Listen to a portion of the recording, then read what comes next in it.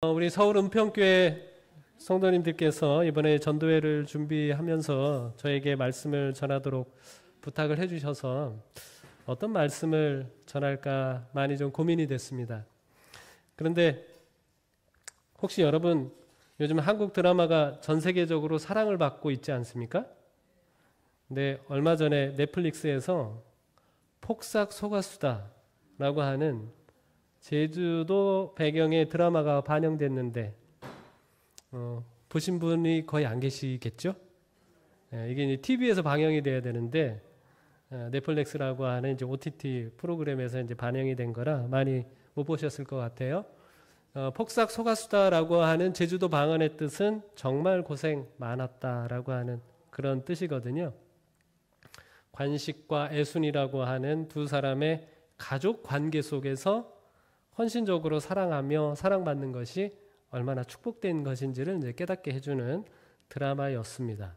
또 삶에 지친 많은 분들에게 위로를 주었던 드라마였는데요. 그래서 제가 이번 한 주간 저도 말씀을 나누면서 총 주제를 무엇으로 전할까 이렇게 고민을 하다가 그 드라마의 대표적인 광고 카피인 여전히 꽃잎 같고 여전히 꿈을 꾸는 당신에게 라고 정했습니다. 네. 제가 이 드라마가 있는 줄은 몰랐는데 주변에서 너무 감동을 많이 받았다고 꼭 보라고 추천을 해서 제가 한번 이제 어떤 내용인지 살펴봤는데 정말 제가 눈물을 흘리면서 그것을 보았었습니다. 제가 이제 그것을 보면서 저는 오늘 이제 하나님의 놀라운 사랑과 은혜를 전할 거고요. 여기 오신 모든 분들은 그분의 큰 힘과 따스한 위로를 받으시게 되기를 간절히 바랍니다. 여기 뭐 연세가 어떻든지 간에 여전히 여러분들은 뭐 같아요? 꽃잎 같아요. 여전히 우리에게도 뭐가 있어요? 꿈이 있어요. 하나님께서 여러분들에게 그렇게 해주시기를 바랍니다. 그 드라마의 한 장면을 잠깐 볼게요. 이 장면은 뭐냐면 관식이라고 하는 이 사람이 딸을 이제 시집을 보내야 되는데 사윗감을 한번 봤어요. 그러면서 이제 사윗감에게 딸을 주는 자기의 심정이 어떤지 이렇게 표현을 하고 있는 거거든요. 돌을 차려다 넘어질 뻔한 관식은 갑자기 충섭의 집에서 금명이를 어떻게 생각하냐고 묻는다. 금명이 이쁘대 안 이쁘대? 어머니는 옛날부터 따라라 노래를 하셔서 저보다 금명이를 더 좋아하시고. 아니야. 예? 네 집딸 아니고 내 딸. 영원히 내 딸. 박충섭이! 예, 아버님. 너는 네가 뭐를 받아가는지를 아냐? 내가 너에게 나의 천국을 준다. 내 딸 그는 30년 내도록 아무것도 한 게 없는 너에게. 충섭은 관식의 감성적 표현에 감탄하고 관식은 금명이를 보내며 자신에게 얼마나 소중한 존재인지를 다시 한번 각인시킨다. 제가 이 장면을 보고 반성을 많이 했습니다. 이 아버지에게 이 딸이 어떤 존재예요? 천국과 같은 존재. 이 딸이 태어나면서 지금까지 살아온 모든 순간들이 뭐였다? 천국이었다. 그만큼 뭐하다? 귀하고 소중하다라고 하는 그런 메시지를 전해줬습니다. 제가 오늘 첫 번째 시간으로 제목을 그대 얼마나 귀한지라고 하는 제목으로 말씀을 전하겠습니다. 자, 여러분 이왕에 이번 주 동안에 우리 제7일 안식일 예수 재림교회에 와서 성경을 배우십니다. 우리 이 교회 이름이 제7일 안식일 예수 재림교회입니다. 두 가지로 나누면 안식일과 재림이라고 하는 두 가지로 나눌 수 있는데요. 재림이라고 하는 주제는 아마 예언을 공부를 해야 우리가 좀 더 명확하게 이해할 수 있을 것 같고요. 이번 한 주간 동안에는 왜 제7일 안식일 예수 재림교회가 안식일이라고 하는 이 기별을 세상에 전하는지 좀 말씀을 드리려고 합니다. 이 안식일을 지키는 것이 얼마나 하나님께서 원하시는 것이고 얼마나 우리에게 복된 것인지 살펴볼 거예요. 여러분 일요일에 모이는 게 편할까요? 토요일에 모이는 게 편할까요? 요즘은 별 차이가 많이 없어졌습니다. 그러나 10년 전만 해도 우리가 6일 근무할 때잖아요. 토요일에 교인들이 모인다는 것은 정말 쉽지 않은 일이었습니다. 근데 왜 모일까요? 네. 많은 교회들이 안식일이 아닌 주일이라고 하면서 일요일에 예배를 드립니다. 예수님의 십자가 이후에 안식일은 어떻게 됐는가 하면 폐지되었다. 그리고 일요일이 예배일이 되었다라고 가르칩니다. 근데 제가 여러분들에게 도표를 하나 보여드리는 거예요. 많은 분들이 예수님이 십자가에 달려 돌아가시면서 안식일이 폐해졌다라고 그렇게 믿고 있습니다. 그게 AD 31년이에요. 그런데 예수님이 십자가에 돌아가신 이후로 그리스도인들이 토요일이 아닌 일요일을 예배일로 계속해서 지켰다고 하면 성경 마가복음부터 마태복음까지에 있는 이 성경은 AD 60년부터 70년경까지 한 30년이 지난 다음에 기록된 성경입니다. 그런데 거기에 뭐라고 기록이 되어 있어요? 너희가 도망하는 일이 겨울에나 뭐가 되지 않도록? 안식일에 되지 않도록 기도하라 라고 기록이 되어 있습니다. 이번에 이 성경은 예수님이 돌아가신 30년 이후에 기록된 거예요. 만약에 안식일을 지키지 않고 있다면 굳이 안식일이라는 말을 넣을 필요가 없죠. 다른 월요일이나 화요일하고 똑같은 날이니까 그럴 필요가 없는데 기록을 하고 있어요. 그리고 이제 특별히 요한복음이라고 하는 성경은 성경에서 가장 늦게 기록된 성경인데 예수님이 돌아가신 지 60년 이상이 흘렀습니다. 그러면 그리스도인들도 세대가 바뀌었잖아요. 두 세대까지 흘러갈 수도 있는 그런 상황인데 그때에도 그리스도인들의 일주일 삶의 기준이 뭐가 되어 있어요? 안식일이에요. 그래서 일요일날 예배를 드려서 주일로 지키고 있다면 주일이라고 하면 되는데 그 주일을 명할 때 뭐라고 얘기하고 있어요? 안식 후 첫날이라고 이야기하고 있어요. 그러니까 뭐가 기준인가 하면 여전히 안식일이 기준입니다. 적어도 이제 성경이 기록된 연대만 본다고 할지라도 예수님이 십자가에 달려 돌아가신 이후에 예배일이 토요일에서 일요일로 변경된 것은 아니라고 하는 것을 볼 수 있죠. 그 외에 이제 자세한 내용은 우리 목사님을 통해서 배우시면 좋을 것 같습니다. 자, 오늘은 그래서 이 안식일이 가지고 있는 매우 중요한 의미 가운데 첫 번째로 하나님이 우리의 창조주 되신다고 하는 사실을 좀 살펴보도록 하겠습니다. 여기 출애굽기 20장 8절로 10절, 11절에 있는 말씀을 보면 안식일을 기억하여 거룩하게 지키라. 그 다음에 11절에 넘어가면 이는 엿새 동안에 나 여호와가 하늘과 땅과 바다와 그 가운데 모든 것을 만들고 일곱째 날에 쉬었습니다. 그러므로 나 여호와가 안식일을 복되게 하여 그날을 거룩하게 하였느니라 라고 말씀하고 있습니다. 자, 이게 십계명이라고 하는 것은 우리나라 법으로 치면 헌법에 해당하는 겁니다. 자, 그런데 이 헌법의 네 번째 계명이 무엇을 담고 있는가 하면 안식일을 기억하여 거룩히 지키라라고 하시면서 누구도 지키라고 되어 있는가 하면 남종이나 여종이나 가축이나 내 문 안에 머무는 객이라도 이 안식일을 지키도록 하라라고 이렇게 이야기하고 있습니다. 자, 이 장면은요 굉장히 흥미로운 장면입니다. 여러분, 이 출애굽기라고 하는 성경이 기록된 연대는 기원전 15세기입니다. 지금으로부터 3,500년 전에 기록된 말씀이에요. 자, 그러면 지금으로부터 3,500년 전에 기록된 이 십계명, 이 헌법의 쉼에 대해서 이야기를 하고 있는데 당시 쉼에 대한 개념은 이렇습니다. 고대 이제 바벨론 문헌에 보면 사람이 왜 만들어졌는가? 옛날 그 고대 바벨론 당시 사람들은 뭐라고 믿었는가 하면 신들에도 등급이 있어요. 고등 차원 높은 신들이 있고 또 차원이 낮은 신들이 있잖아요. 차원이 낮으면 낮을수록 할 일이 너무 많아. 일이 점점 많아져요. 그러니까 신들도 뭐예요? 신들도 너무 힘들어요. 그래가지고 우리가 이거 신인데, 명색이 신인데 이렇게 우리가 일을 이렇게 많이 하면 되겠나? 그래가지고 그 일을 할 존재를 만들어야 됐다라고 해서 만든 게 뭔가 하면 사람입니다. 사람이 그렇게 만들어졌어요. 그래서 쉼이라고 하는 것은 신들 혹은 황제, 특정 귀족 계급에만 허락이 된 것이지 일반 사람들에게는 쉼이 보장되지 않습니다.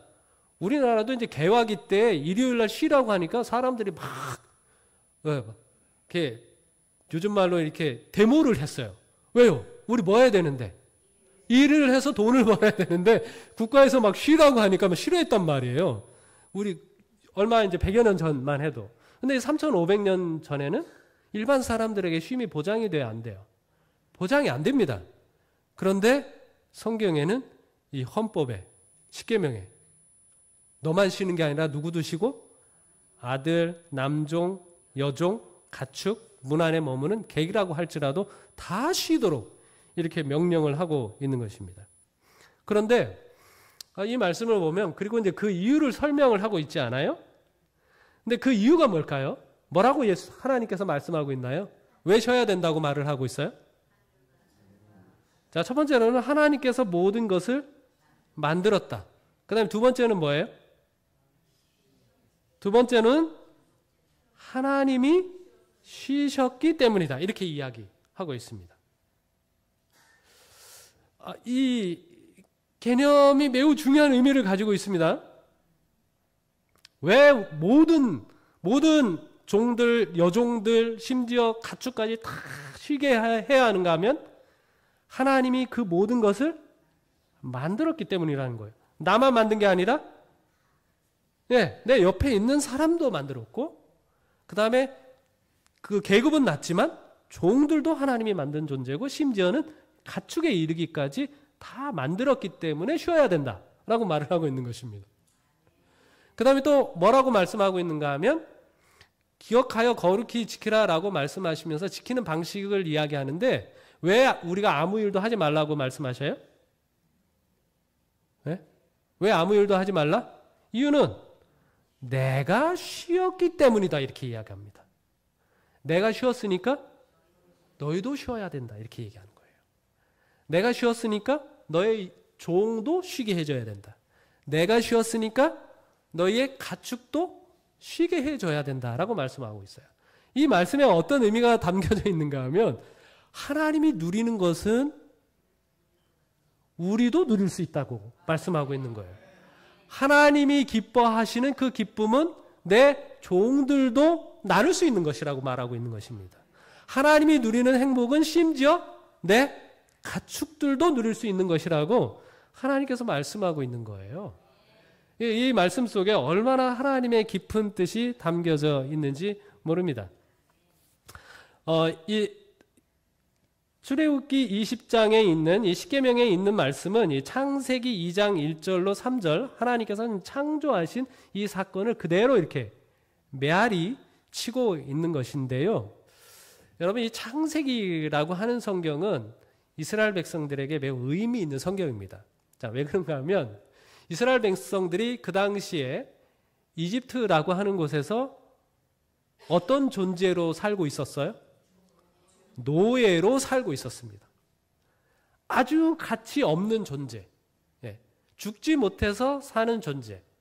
죽이지 못해서 살리고 있는 존재로 살아가고 있어요. 그들에게 쉼이 있습니까? 없습니까? 그들에게 쉼이 없어요. 자, 그런데 이제 모세가 이 창세기를 기록을 한 다음에 이제 이스라엘 백성을 구원하기 위하여 이제 애굽으로 내려가는데 하나님을 그들에게 어떤 분으로 소개하면 좋을까요? 네?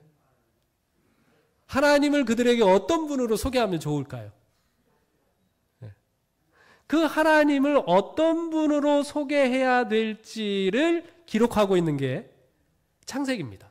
근데 그 창세기 첫 서두에 어떤 이야기를 다루고 있어요? 네, 하나님이 뭐 했다? 하나님이 모든 것을 만들었다. 하나님이 너희를 창조하셨다라고 하는 메시지를 담고 가고 있는 것입니다. 그것뿐만 아니라 어떤 하나님이신가 하면 하나님은 너희를 뭐하게 해주기를 원하신다?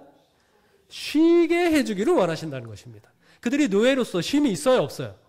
정말 죽지 못해서 살고 있거든요. 그런 이스라엘 백성들에게 하나님에 대해서 소개하면서 하나님이 너희를 만들었고 하나님은 너에게 쉼을 주기를 원하시는 분이시다라고 소개하고 있는 거예요. 여러분, 우리가 하나님을 믿는다라고 하는 것은 창세기에 태초에 하나님이 천지를 창조하시니라라고 하는 이 말씀을 받아들인다라고 하는 의미가 담겨져 있습니다. 그리고 계시록 맨 끝에도 보면 우리가 회복된 세상에서 하나님을 찬양하는데 하나님을 뭐라고 찬양하는가 하면 그 하나님은 만물을 지으신지라 그리고 만물이 주의 뜻대로 있었고 또 지으심을 받았나이다 라고 찬양을 하는 것입니다. 하나님이 우리를 지으셨는데 하나님이 우리를 지으신 그분의 뜻이 그분의 생각이 너무나 가치가 있다는 거예요. 너무나 의미가 있어서 우리가 영광과 존귀와 권능을 하나님께 돌린다라고 말씀하고 있는 거예요. 그래서 안식일 계명은 첫 번째 의미가 무엇인가 하면 하나님이 우리를 지으셨고 하나님이 우리를 지으신 그 뜻이 너무나 우리에게 의미가 있고 가치가 있어서 하나님께 영광과 존귀와 권세를 드린다라고 하는 의미가 담겨져 있습니다. 우리가 좀 더 살펴볼게요. 우리 창세기 1장에 보면 하나님께서 세상을 창조하신 이야기가 나오는데 첫째 날 뭘 만드셨어요? 하루의 주기, 밤과 낮을 만드셨습니다. 그렇죠? 그 다음에 둘째 날은요? 물과 공기를 만드셨습니다. 셋째 날은요? 땅과 식물을 만드셨어요. 넷째 날에는 밤에는 달, 별, 그리고 낮에는 해 만드셨습니다. 다섯째 날에는요? 물에는 물고기, 공중에는 새들이 날도록 하셨습니다. 여섯째 날에는요? 땅에 사는 모든 짐승과 사람을 만드셨습니다. 그리고 일곱째 날에는 뭘 만드셨을까요? 제가 이 창세기 기록을 읽으면서 이게 점점 좋아요. 점점 좋아지다가 갑자기 일곱째 날 되니까 그 긴장감이 푹 꺼졌어요. 그렇죠? 우리 첫째 날 이걸 만들어주고 둘째 날 이걸 만들어주고 얼마나 좋아요. 셋째 날, 넷째 날, 다섯째 날, 여섯째 날 만들어주는데 점점 좋아. 근데 일곱째 날 딱 되니까 하나님이 아무것도 안 만드셨어요. 긴장감이 그냥 탁 풀어집니다. 그런데 이 일곱째 날에 대해서 뭐라고 말씀하고 있는가 하면 이 일곱째 날은 안식과 복과 거룩을 주셨다라고 이렇게 말씀을 하고 있습니다. 그래서 저는 첫째 날부터 여섯째 날이 대부분 사람들은 그걸 좋아할 겁니다. 하나님께서 너무나 좋은 것들을 만들어 주셨으니까. 여러분, 빛이 없으면 살 수 있어요? 없잖아요. 하나님이 만들어 주시니까 얼마나 좋습니까? 둘째 날 물이 없고 공기가 없어. 살 수 있어요? 없어요. 하나님이 만들어 주시니까 얼마나 감사합니까? 셋째 날 땅도 없고 식물도 없으면 살 수 있습니까? 없습니까? 못 살아요. 얼마나 감사해요. 넷째 날 해와 달과 별 없으면 못 살죠. 그 다음에 다섯째 날 물고기와 새들 없으면 얼마나 행복하지 않을까요? 여섯째 날 동물이 없어. 짐승이 없어. 얼마나 심심하겠어요. 얼마나 그들 때문에 행복합니까? 강아지 생각만 해도 얼마나 이렇게 너무 마음을 행복하게 해주는지 몰라요. 그래서 짐승들이 없어. 근데 일곱째 날에는 없어도 되잖아요. 일곱째 날. 일곱째 날은 그렇게 느껴집니다. 그런데 여러분, 이 하나님께서 이 쉬신다는 말은 어떤 의미를 가지고 있는가 하면 여기 성경의 모든 부분들을 보면 하나님이 우리와 뭐 한다는 거예요? 함께 있는 거라고 이야기하고 있습니다. 일곱째 날은 하나님께서 우리에게 뭘 주셨어요? 하나님 자신을 주셨어요. 하나님께서 우리와 함께 있는 교제의 시간을 갖도록 하셨다라고 하는 거예요. 여러분, 우리 집에 이제 아빠가 있는데 아빠가 맨날 놀기만 해. 그럼 노는 아빠는 좋아요, 안 좋아요? 안 좋아요. 근데 나를 위해서 정말 헌신적으로 일하시는 아빠예요. 근데 그런 아빠인데 그런 아빠가 있으면 일하는 아빠가 좋을까요? 쉬는 아빠가 좋을까요? 여러분, 쉬는 아빠가 좋습니다. 그렇게 나를 위해서 헌신적으로 사랑해주고 열심히 일하시는 분인데 그분이 나를 위해서 뭘 내줄 때? 시간을 내줄 때 함께 즐기는 시간이 얼마나 기쁘고 얼마나 감사하고 얼마나 행복한지 몰라요. 그러니까 일곱째 날이라고 하는 것은 하나님께서 우리를 위해서 뭘 내주셨어요? 시간을 내주셔서 우리와 함께 즐기도록 하나님께서 이 시간을 만들어 주셨다라고 하는 것입니다. 자, 그 하나님께서 우리를 창조하실 때 어떤 뜻으로 창조하셨는지를 이 안식일이 되면 기억하라는 것입니다. 하나님이 어떤 분이시지? 그것을 늘 기억하라는 거예요. 그 하나님께서 우리를 지으신 그 뜻이 무엇인가? 이것을 잘 보여주는 것이 창세기 2장 18절로 24절에 있는 말씀입니다. 자세하게 설명을 하고 있는데, 자, 18절에 여호와 하나님이 이르시되 사람이 혼자 사는 것이 좋지 아니하니 내가 그를 위하여 돕는 배필을 지으리라. 이렇게 말씀하셨어요. 자, 사람을 짓는 과정을 설명을 하고 있는데 하나님이 어떻게 지으셨는가 하면 남자를 먼저 만드셨어요. 남자를 한 사람을 이제 먼저 만들어 놓으셨어요. 그런 다음에 하나님이 뭐라고 얘기한다는 거예요? 오라, 저 혼자 있는 걸 보니까 보기가 좋지 않네. 이렇게 말씀하시는 거예요. 지금 하나님께서. 여러분, 이거 하나님이요, 혼자 사는 것이 좋지 않다는 것을 모르고 한 사람을 만드신 걸까요? 아니죠. 하나님이 그걸 몰라서 실수로 한 사람을 만든 건 아니지 않겠습니까? 그러니까 하나님께서는 짝이 있는 것이 좋다는 것을 아셔요. 그 아심에도 불구하고 한 사람을 그냥 먼저 만들어 놓고서는 하나님이 그렇게 표현하신 거예요. 아, 사람이 혼자 사는 것이 좋지 않구나. 이렇게 말씀하셔요. 자, 그러면 그 다음 이야기가 뭐로 이어져야 될까요? 뭐로 이어져야 돼요? 이 다음 이야기는 당연히 돕는 배필을 짓는 이야기가 이어져야 되는데 이 성경은 흥미롭습니다. 배필을 짓는 이야기가 아니에요. 하나님이 갑자기 하나님이 흙으로 각종 들짐승과 공중의 각종 새를 지으시고 아담이 무엇이라고 부르나 보시려고 그것들을 그에게로 이끌어 가시니 아담이 각 생물을 부르는 것이 곧 이름이 되었더라. 아담이 모든 가축과 공중의 새와 들의 모든 짐승에게 이름을 주니라. 하나님이 배필을 짓는 게 아니라 뭐 하셔요? 동물들을 데리고 와서 아담에게 이름을 지으라고 이렇게 이야기하고 있어요. 하나님 왜 그러실까요? 빨리 배필을 지어주면 좋겠는데 하나님 그렇게 안 하시고 왜 동물들을 데려다가 이름을 지으라고 하실까요? 이유는 잘 모르겠어요.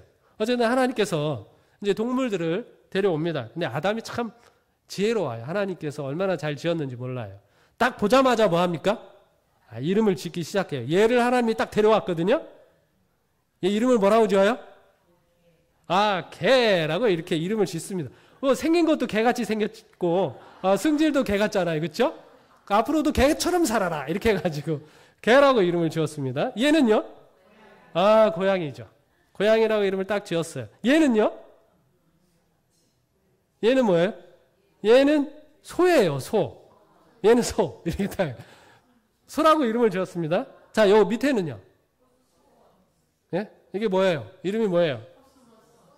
코스모스입니다. 코스모스. 여러분 잘 아시는 코스모스. 근데 이름이 왜 코스모스일까요? 코스모스를 이렇게 딱 보면은요, 코스모스 꽃을 보시면 저기에 별들이 얼마나 많이 박혀 있는지 모릅니다. 저 꽃이 우주예요. 코스모스. 그래서 이제 저 꽃 이름이 코스모스입니다. 여러분, 근데 이름을 짓는 게요, 굉장히 중요합니다. 여러분, 세상에 이름이 없다고 한번 생각을 해보세요. 흰머리 가지고 계신 분이 계십니다. 이분이 누구일까요? 네? 남자입니다. 누구일까요? 네? 네. 우리 여기 앞에 계신 장로님이시잖아요. 장로님 성함이 어떻게 되세요? 명자? 예. 예. 변자, 승자, 길자. 변승길 장로님이신데, 여러분, 변승길 장로님 이름을 딱 듣는 순간 장로님의 외모, 또 장로님의 연세, 장로님의 가족, 장로님의 형편, 때로는 장로님이 지금 근심하고 있는 것, 이 모든 것이 다 어떻게 됩니까? 기억이 되잖아요. 여러분, 그래서 하나님께서 아담에게 동물들의 이름을 지으라고 하는 것은 굉장히 의미가 있는 일입니다. 아담이 저 동물을 기억하는 거예요. 그리고 아담이 저 동물에 대하여 관심을 갖는 거예요. 이 이름을 짓는 과정을 통해서 이 둘 사이가 소중한 관계가 되는 것입니다. 예. 여러분, 꽃도 이름을 몰랐을 때는 그냥 잡초잖아요. 근데 이름을 알면 그 꽃이 굉장히 관심이 가요. 예. 여러 사람들이 있지만 내가 이름을 알고 있으면 그 사람에 대해서 깊은 관심이 갖는 겁니다. 그러니까 하나님께서 동물과 사람을 이렇게 만나게 하시면서 이 둘 사이의 관계가 얼마나 소중한지를 가르치셨어요. 하나님께서 그걸 의도하신 것입니다. 자, 그런데 그것 자체가 의도는 아니에요. 이거 어디까지나 돕는 배필을 짓는 과정 중에 끼어든 거잖아요. 그래서 이제 성경을 보면, 성경을 통해서 한번 살펴보면 아담이 이제 이름을 짓는데요. 이름이 좀 바뀝니다. 네, 노란 무늬에 검은 줄이 딱 섞여 있어요. 매우 용감해 보입니다. 그래서 그 이름을 뭐라고 지었어요? 호랑이, 이렇게 이름을 졌습니다. 그 다음에 또 다음 동물이 왔는데 코가 길어요. 그래서 이 동물의 이름을 뭐라고 지었어요? 코끼리, 이렇게 이름을 졌어요. 자, 이 이름을 짓는 과정을 통해서 아담이 의식했는지 무의식적인지는 모르겠지만 뭘 좀 느끼기 시작합니까? 예? 얘들은 짝이 있다는 걸 조금씩 느끼게 됩니다. 얘 이름이 뭐예요? 얘들이 막 오는데 뭐라고 얘기해요? 아, 우리 행복하게 살자, 이렇게 하면서 와가지고 얘 이름을 뭐라고 졌어요? 사자, 이렇게 이름을 짓는 거예요. 아담이 뭘 느끼는가 하면 이 동물의 이름을 짓는 과정을 통해서 나 정말 하나님께서 창조해 주셔서 너무나 행복하고 너무나 감사한데 난 그래도 쟤네들보다 덜 행복한 것 같아요. 왜요? 쟤네들은 뭐가 있으니까? 짝이 있으니까. 나는 뭐가 없어요? 짝이 없어요. 그래서 성경에 보면 여기 아담이 돕는 배필이 없으므로 라고 되어 있는데, 이것은 여러 성경들을 살펴보면 이건 누가 느낀 거예요? 아담이 느낀 거예요. 아담이 나에게는 뭐가 없다? 돕는 배필이 없다. 나는 혼자구나 라고 하는 그 생각을 갖습니다. 그제서야 하나님께서 누구를 데려와요? 짝을, 마지막으로 누가 오는가 하면 여자가 옵니다. 하와가 옵니다. 여자를 만드시고 그를 아담에게로 이끌어 오시니 아담이 이르되 이는 내 뼈 중에 뼈요 살 중에 살이라, 이것을 남자에게서 취하였은즉 여자라 부르리라, 이렇게 이야기합니다. 아담이 그 여자가 오자마자, 여자가 이 여자에 대한 이름도 지었습니다만 여자가 오자마자 사랑을 고백합니다. 그렇죠? 프로포즈를 합니다. 이는 내 뼈 중에 뼈요 살 중에 살이라. 어떻습니까? 마음에 들어요? 예? 아담의 프로포즈가 마음에 들어요? 제가 이렇게 인터넷에서 검색을 해보니까 로맨틱한 프로포즈 멘트들이 있어요. 이거 좀 참고하면 좋겠어요. 예. 제 맨 밑에 제 감동을 받았는데, 당신을 사랑하는 사람이 100명이 있다면 그 중에 한 명은 저일 것입니다. 당신을 사랑하는 사람이 한 명 있다면 그 한 명도 저일 것입니다. 이 세상에 당신을 사랑하는 사람이 한 명도 없다면 내가 이 세상에 존재하지 않음입니다. 이런 프로포즈를 받으면 결혼해줘야 돼요? 말아야 돼요? 이 정도면 해줘야 되죠. 이렇게 살아가니까. 저도 우리 집사람하고 결혼할 때 프로포즈를 했습니다. 삼육대학 재명호회라고 하는 곳에 가서, 이게 요즘 이게 저렇게 좀 약간 찌그러졌는데 옛날엔 이렇게 생겼어요. 예, 하트 모양으로 이렇게 만들어진 연못이지 않습니까? 저 지점에서 제가 제 아내 될 사람이죠. 그때 이렇게 사랑을 고백했습니다. 당신이 나를 사랑하는 것보다 나는 당신을 그 2배로 사랑할 거야. 이렇게 했습니다. 제 아내가 속았을까요? 안 속았을까요? 아니, 속았습니다. 그래서 저하고 결혼을 해줬어요. 얼마나 감사한지 모릅니다. 그래가지고 지금 사는데, 제가 정말 속였다고 고백할 수밖에 없어요. 제가 보니까 우리 집사람이 저를 더 사랑하는 것 같아요. 네, 미안합니다. 자, 그런데 아담은 뭐라고? 내 뼈 중에 뼈요, 살 중에 살이라. 이 의미가 어떤 의미가 담겨져 있는 프로포즈입니까? 네? 저는 이렇게 해석을 합니다. 여보, 내 뼈는 부러져도 누구 뼈는 부러지면 안 돼요. 당신 뼈는 부러지면 안 돼. 내 살은 찢어져도 당신 살은 찢어지면 안 돼. 이 의미가 담겨져 있는 거예요. 그러니 하와가, 이 여자가 이 프로포즈를 받았는데 얼마나 기뻤을까요? 얼마나 행복했을까요? 이게 무슨 뜻이에요? 나보다 누가 더 소중해? 당신이 더 소중해 라고 하는 그런 메시지죠. 여러분, 여기에서 나온 계명이 어떤 계명이에요? 여기에서 나온 계명. 이 아담의 고백에서 나온 계명이 뭐예요? 내 이웃을 내 몸같이 사랑하라. 그 계명입니다. 자, 그런데 이 본문의 말씀을 보면 그 의미만 있는 게 아닌 것 같아요. 왜냐하면 아담을 하나님께서 만드실 때 어떻게 만드셨어요? 흙으로 빚어가지고 그 다음에 사람을 만드신 다음에 하나님이 탁 안아가지고 그 코에다가 생기를 불어넣으니까 살아있는 사람이 됐습니다. 그러면 아담을 만든 것처럼 여자도 그렇게 만들면 되잖아요. 여자도. 근데 하나님이 여자를 그렇게 안 만드셨어요? 어떻게 만드셨어요? 아담을 깊이 잠들게 한 다음에 옆구리를 터쳐가지고 갈빗대를 꺼내가지고 갈빗대로 여자를 만드셨습니다. 그리고서 하나님이 주례사를 얘기합니다. 하나님이 주례사, 남자가 부모를 떠나 그의 아내와 합하여 둘이 한 몸을 이룰지로다. 하나님이 이렇게 주례사합니다. 주례사 괜찮습니까? 근데 저게 말이 된다고 생각하십니까?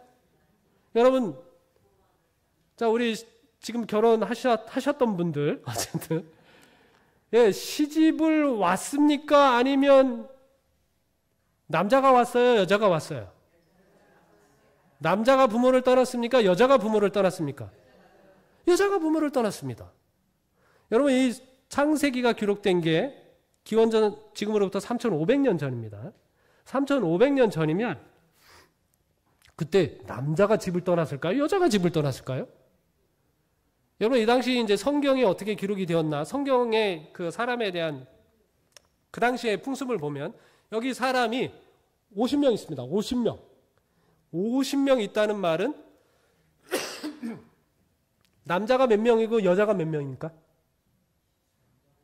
여기 사람 50명 있어요? 남자 몇 명, 여자 몇 명?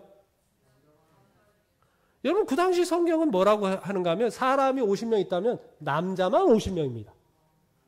여자는 그 수에 안 들어요. 그만큼 여성의 인권이 보장이 되지 않는 시대예요. 자, 그런데 하나님께서 남자가 부모를 떠나 그 아내와 합하여 둘이 한 몸을 이룰지로다. 이게 말이 됩니까? 안 됩니까? 말이 안 됩니다. 근데 왜 하나님이 그렇게 주례사를 말씀하시죠? 하나님이 여기에 대한 무슨 여러 가지 해석이 있을 수 있습니다. 정서적으로 남자가 떠나야 된다, 여러 가지 생각하실 수 있겠지만, 여러분, 그 비밀을 이렇게 이야기했습니다. 여기 에베소서 5장 31절 32절에 보면, 그러므로 사람이 부모를 떠나 그의 아내와 합하여 그 둘이 한 육체가 될지니, 이게 뭐예요? 하나님의 주례사입니다. 주례사를 이야기하면서 여기에 비밀이 담겨져 있어요. 이게 남자, 여자, 결혼 얘기가 아니라 무슨 얘기라고요? 그리스도와 교회에 대하여 말한다라고 얘기했습니다. 그러니까 남자와 여자가 결혼하는 이 모습, 남자의 옆구리가 터져서 여기서부터 여자가 나오는 이 모습, 남자가 부모를 떠나 그 아내와 합하여 결혼하는 이 모습은 그리스도와 교회의 모습이다 라고 이렇게 이야기하고 있습니다. 실제로 아담의 옆구리에서 여자가 나왔듯이 예수님이 십자가에 달리셔서 그 옆구리, 옆구리와 갈빗대는 동일한 말입니다. 동일한 말. 그 옆구리에서 뭐가 나왔어요? 예, 피와 물이 나오면서 거기서 교회가 나온 겁니다. 마치 여자가 출산을 할 때 피와 물을 쏟아내듯이. 그래서 하나님께서 이 창조의 과정을 통해서 우리에게 전하고 싶은 메시지가 뭐예요? 아담아, 네 옆구리에서 나온 그 여자를 향해서 너가 뭐라고 고백을 했어? 당신이 나보다 더 귀한 존재야. 당신이 얼마나 귀한 존재인지 몰라. 나는 내 몸처럼 당신을 사랑할 거야 라고 고백을 했던 것처럼 하나님께서 우리에게 하시고 싶은 말씀이 나도 마찬가지로 너를 그렇게 사랑한다. 나에게 있어서 너는 그만큼 귀한 존재야 라고 말씀하고 싶은 거예요. 실제로 제가 예수님께서 십자가에 달려 돌아가실 때 다시 말씀드리면 아담의 옆구리에서 여자가 나오는 그때 예수님께서 십자가에 달려 돌아가시면서 그 옆구리에서 교회가 나오는 그때 예수님께서 사랑의 고백을 많이 하셨는데 그 중에 엘리 엘리 라마 사박다니라고 하는 이 고백은 좀 전에 말씀드렸던 그 고백입니다. 나보다 누가 더 귀중해? 너희가 더 귀중해 라고 하는 고백입니다. 제가 이것을 묵상하면서 지은 글인데요. 한번 읽겠습니다. 죄인 아들은 송곳 과시관을 아주 조심스럽게 만든다. 그리고 아버지 머리에 난폭하게 씌우고 막대기로 그 가시관을 툭툭 치며 임금님 안녕하세요 라며 놀린다. 이런 아들인데 죄인 아들은 역겨운 가르침을 아버지의 얼굴에 뱉는다. 억센 주먹으로 눈 가린 아버지의 콧등을 사정없이 내리치며 네가 그리스도냐? 내가 누군지 맞춰봐라 소리치며 비웃는다. 이런 아들인데 죄인 아들은 소름 끼치는 채찍으로 아무 저항하지 않는 아버지를 사정없이 후려친다. 그리고는 천근 십자가를 잔인하게 올려놓는다. 이런 아들인데 죄인 아들은 탈진한 아버지를 십자가에 눕힌다. 그리고 녹슨 대못으로 온 힘을 다해 두 손과 두 발에 못질을 해댄다.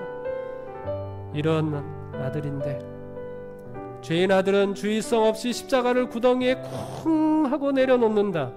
아버지의 손과 발이 그 순간 찢어졌건만 아들은 무겁다고 불평만 해댄다.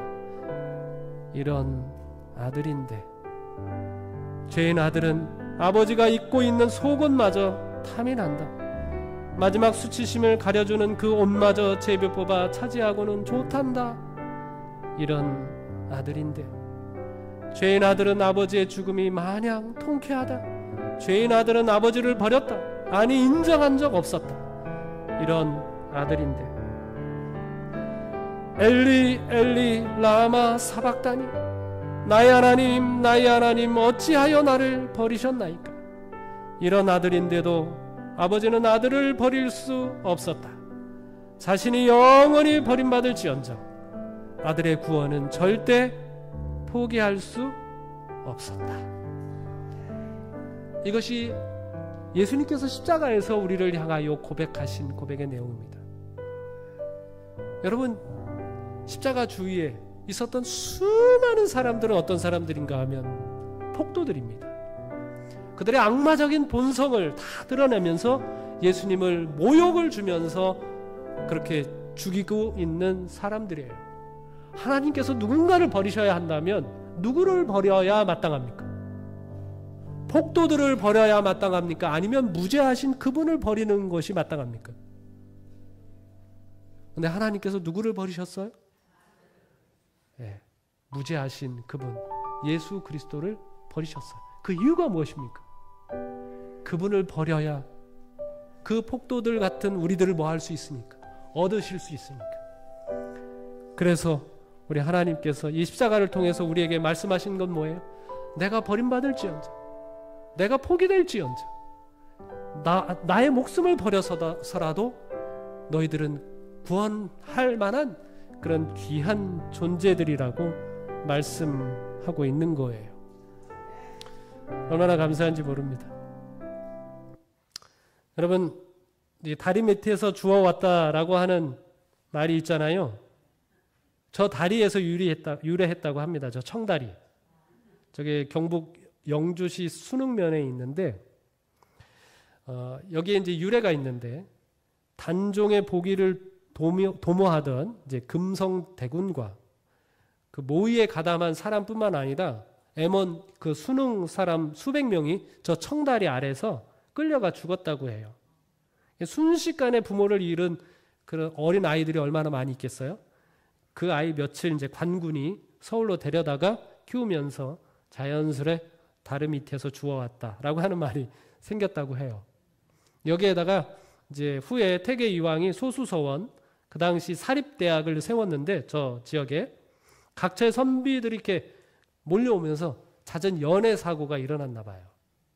그래가지고 아이들이 생기게 되고 그게 이제 잘못되면 이제 경을 칠 일 아닙니까? 그러니까 그 아이들은 이제 다리 밑에 이제 버리는 일이 생겼다고 그래요. 그래서 이제 그 소식이 이제 전국에 퍼지니까 전국에서 이제 아이를 못 낳는 사람들이 거기는 선비 피가 흐르는 아주 좋은 혈통이잖아요. 그래서 그 아이들을 이제 주워다 키우는 일이 이제 생겼다고 하는데 그 이후로 이 땅에 태어나는 모든 아이들은 저 말을 들으면서 상처를 받습니다. 다리 밑에서 주워왔다. 저도 이제 초등학교 6학년 겨울방학 때 상처를 입었던 기억이 있어요. 제가 이제 충남 서산에서 살았는데 우리 집이 6학년 때 10월에 삼육대학 후문으로 이사를 했습니다. 아버지는 이제 10월 말에, 엄마는 11월 초에 가셨고, 저는 이제 시골에 남은 이제 초등학교 6학년 맞춰야 하니까 할머니하고 이제 막내 이모하고 같이 살았어요.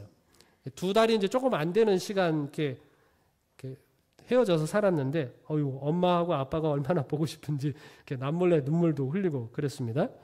드디어 이제 겨울방학이 돼가지고 서울로 올라가서 한 달여 시간을 이제 서울에서 보냈습니다.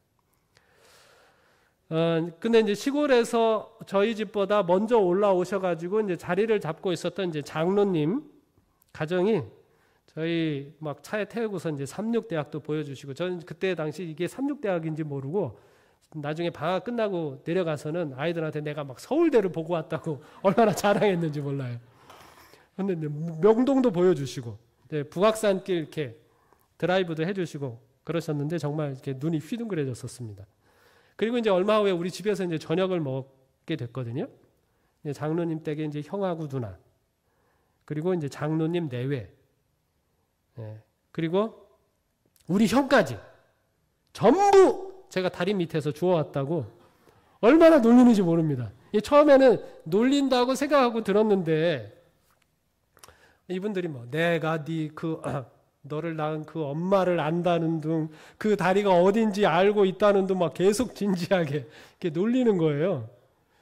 근데 이제 엄마 아빠가 뭐라고 말씀이라도 하시면 좋겠는데 뭐 별 말씀이 없으시고 지그시 이제 웃고만 있고 계시고, 얼마나 부해가 나고 막 골이 나든지, 그래서 막 울먹이면서 돈 줘요!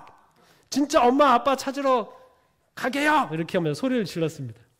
그런 다음에 이제 엄마 아빠가 저를 달래느라고 얼마나 고생을 했는지, 으이구 내 새끼 하면서 애를 좀 잡수셨습니다.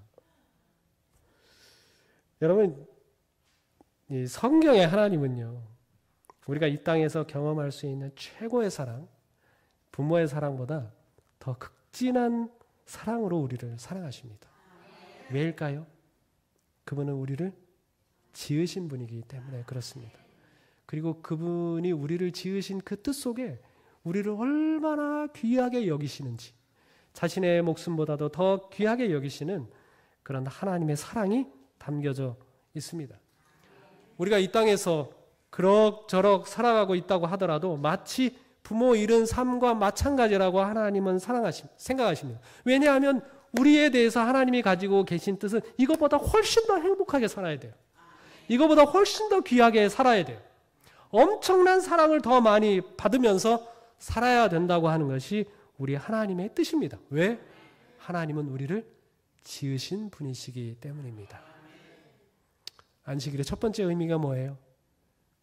그러한 뜻으로 우리를 지으신 하나님의 사랑을 기억하라라고 하는 것입니다. 자, 제가 여러분 이 생각을 하시면서 제가 한 노래를 소개해 드리겠습니다. 그 노래를 좀 들으시면서 나는 언제 귀하게 여김을 받고 있다고 느껴지는지, 하나님이 귀하게 지으셨다는 사실이 나를 얼마나 행복하게 하는지 한번 생각하면서 이 노래를 들으시기 바랍니다. 나는 너의 토기장이 내가 너를 만들면서 얼마나 기뻐했는지, 너의 눈을 만들면서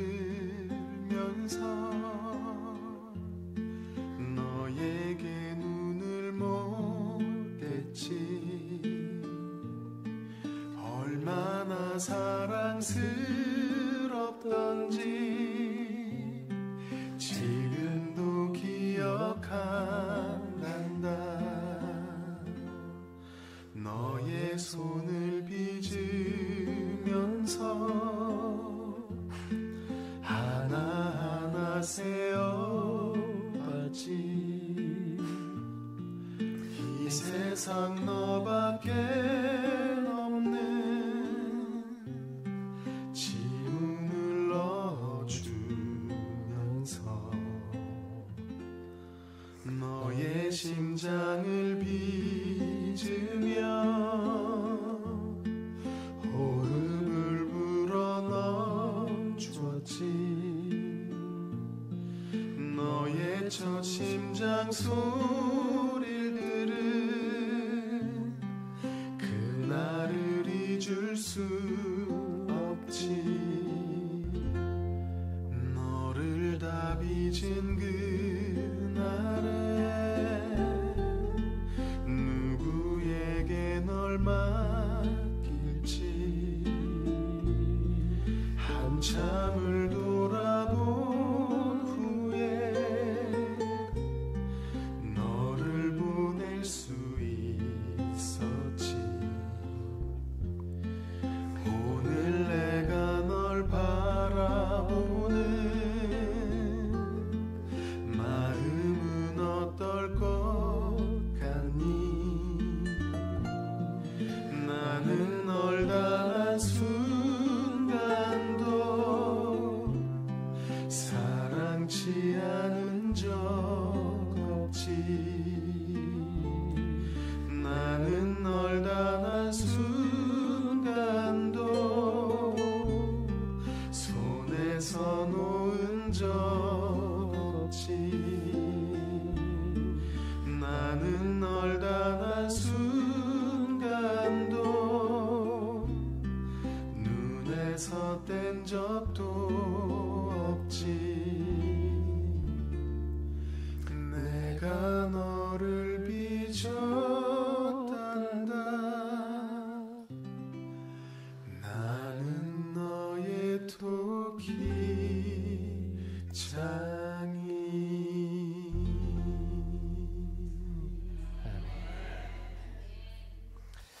여러분, 하나님은 나를 지으신 분이십니다.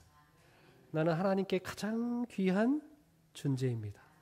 하나님께 나는 그분의 목숨보다 더 귀한 존재입니다. 안식일이 여러분들에게 전하는 이 큰 음성이 여러분 가슴에 새겨져서 여러분이 이 땅을 살아가면서 더욱 귀한 존재로 살아가시게 되기를 간절히 바라면서 말씀을 마치겠습니다.